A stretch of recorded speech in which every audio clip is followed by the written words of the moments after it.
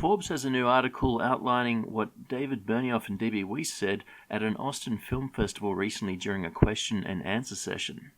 The title of the article is Game of Thrones showrunners David Benioff and D.B. Weiss confirm the worst suspicions of the fan base, and it reads like satire. In fact, I believe in the article it even says the same thing.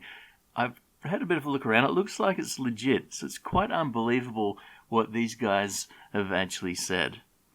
So let's start off in the middle here. Let's cut right to it. The article says, heroic Twitter user for Arya documented the Q&A session, and much of it reads like satire written by furious Game of Thrones fans.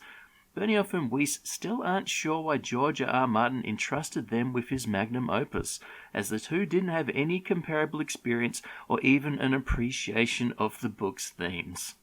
After the disastrous final season of Game of Thrones, which left many fans furious, that's understating a little bit, at the flat conclusion to an epic story, writer/showrunner David Benioff and D.B. Weiss have been extremely quiet, even going so far as to cancel their scheduled appearance at Comic-Con. At this point, every single scene, character arc, or lack thereof, and poorly planned plot point has been thoroughly dissected and disseminated by disappointed fans, critics, and YouTubers. Blame fell squarely on the shoulders of Benioff and Weiss, with Game of Thrones fans recognising that the sudden shift in quality was entirely due to the decisions made in the writing room and were generally mature enough not to blame the actors or crew members. Benioff and Weiss are due to tackle Star Wars next, well, are they? So we should wish them well and their future cast and crew good luck. I'll talk about the Star Wars stuff right at the end. But Benioff and Weiss emerged from their public hibernation to attend a panel at the Austin Film Festival and finally answer some questions from fans. The two were brutally honest, essentially admitting that they were never fully qualified for the job from the beginning. It seems that the two men aimed for a moonshot and somehow hit the target, suddenly tasked with retelling an immensely complex story without fully understanding it. In fact, Benioff once said, themes are for 8th grade book reports, which tells you all you need to know about his dedication to the art of storytelling.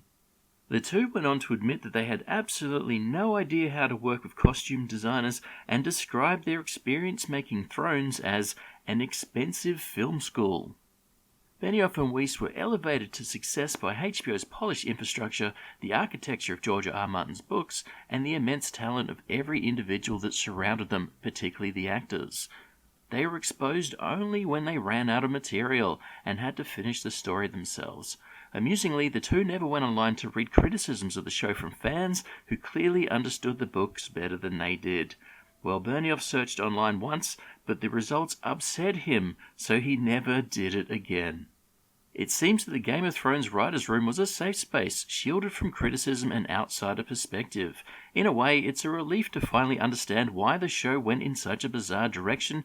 There was no one there to tell Benioff and Weiss that their ideas were nonsensical. So quite a scathing article there from Forbes, completely justified. What happened with Game of Thrones was an absolute disgrace, and as was outlined in that article, it's very obvious that as soon as the material from the books ran out, that's when everything fell apart. They were quite good at adapting material, but actually writing material, coming up with ideas on their own, yes, that is a massive problem that they had. Now, the article did talk about how next they're going to do a Star Wars trilogy, or Deadline broke the story recently that is no longer the case. So it's been interesting to observe their fall from grace from when Game of Thrones was flying high to when Rian Johnson effectively burnt down the Star Wars franchise with The Last Jedi, or at the very least burnt down the third trilogy with The Last Jedi, and hopes were high amongst some people that these two guys would be able to save Star Wars, or at least come up with a good trilogy with the films they're going to make. Then when the last season of Game of Thrones came out, particularly the last episode came out, everything switched around to, oh my god, these guys are going to make a Star Wars film. So they've backed out of it. I think the article goes on to say something like they have scheduling conflicts and they don't have time to do both projects, that project, the Star Wars project, and another project. Well, to be honest, you dump the other project. Okay, if you've got the Star Wars trilogy to be made, that's your number one priority. The fact that they've dropped it, I applaud them. I think it's good that they've dropped it. They can't come up with an idea, so good. You don't need someone taking it on that can't come up with an idea. Now, in a small way, there's maybe a little bit of a problem with them backing out of a Star Wars trilogy. That means that the Rian Johnson trilogy might actually still be happening. I know it's not been officially cancelled, but it sort of looked like it probably wouldn't happen. Well, who are they going to get to do these films? I mean, who wants to take on the role of making a Star Wars movie? Unless the movie is good, it's going to get absolutely savaged. So on paper, it sounds like something lots of people want to do. It'd be great to direct or write a Star Wars movie, but it's something that's very difficult to get correct. So if these guys are out, they got a big problem trying to find whoever else is out there to actually make the next Star Wars trilogy. There's also the Star Wars live-action show, The Mandalorian, coming out in a couple of weeks. Maybe that'll resuscitate some interest in Star Wars. And about a month after that, the next Star Wars movie's coming out, the third part of the third trilogy that J.J. Abrams is going to have to do something special to resuscitate from basically nothing being left to do. So the horrible mess that was The Last Jedi, I mean, J.J. Abrams is bringing back the Emperor to try to fix it. Bringing back the Emperor is a terrible idea, but I don't actually know what else he could have done, so I'll reserve judgment on the film. I'm not expecting good things from it, but you would think it's going to be better than The Last Jedi.